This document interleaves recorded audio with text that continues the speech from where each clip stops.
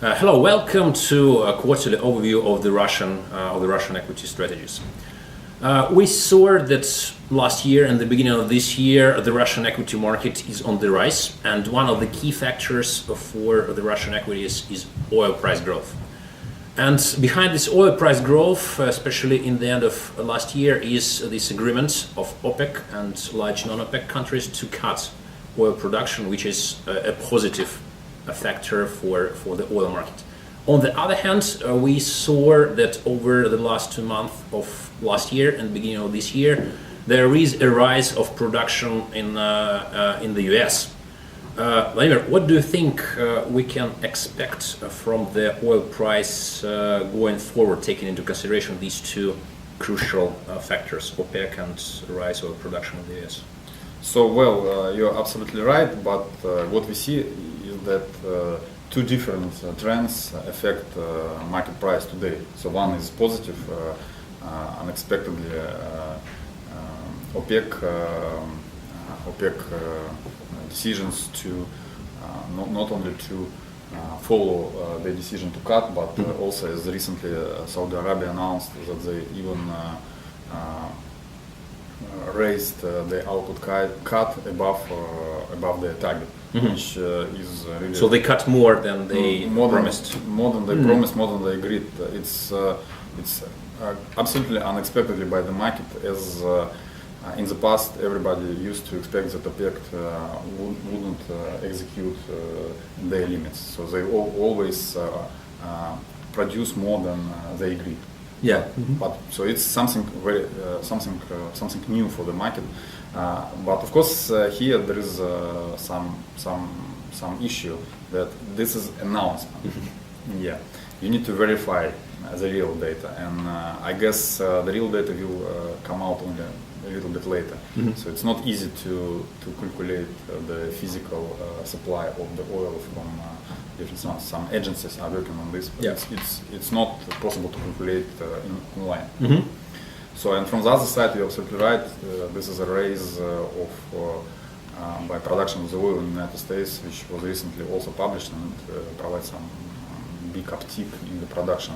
And nobody knows what could be, but for last 2 months there was a lot of discussion that recent prices are quite good for some shale oil producers. And probably it's something new on the market. It's probably a new trend of output rise in the United States. So that's why I would prefer to stay neutral on the oil prices, as I see two different trends. I don't feel that some of the trends can be more or less affect the market. So I would stay neutral here. I see. And the other important factor, which was especially powerful in the end of last year, was the consequences of Donald Trump election as a president of the United States. So there was a rise of the expectation that now Russia and the US will have warmer relationships. But the recent rhetorics is a bit more tough. From recent rhetorics from Mr. Trump is more tough than it used to be. What do you think we can expect from this sphere? No, first of all, I don't agree that the recent rhetoric is more tough. I think it's too early to judge about any rhetoric by Mr. Trump. As a first. Second, I think that for the next months we definitely will see some positive trend in the relationship. So first of all, because it's a low point from the current status, which is quite negative. And second, I understand that new US administration, they wanted to talk to Russian partners and understand their logic, their requests, and so on. It will take some months to understand, to negotiate, and until this negotiation is coming, the market will take all this news, rumors, discussion as a positive thing. So that's why here on this side, at least in the short-term trend, I stay positive. I see. And speaking about local factors, one of the key ones is the policy of the Russian central bank. We see that the Russian central bank is rather cautious. It continues to keep rates very high. So current real yields real rates can be around 5% if you expect 5% inflation going forward. Why is that? And can we expect some restart of cutting rates from the Russian central bank? Well, first of all, if you look to the government bonds, local government bonds, the real rate is around 3%, so not 5.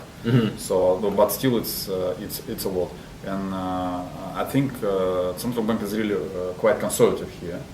And I think the reason that central bank doesn't expect if they cut rates aggressively, reduce real rate significantly, it will help economy to grow faster.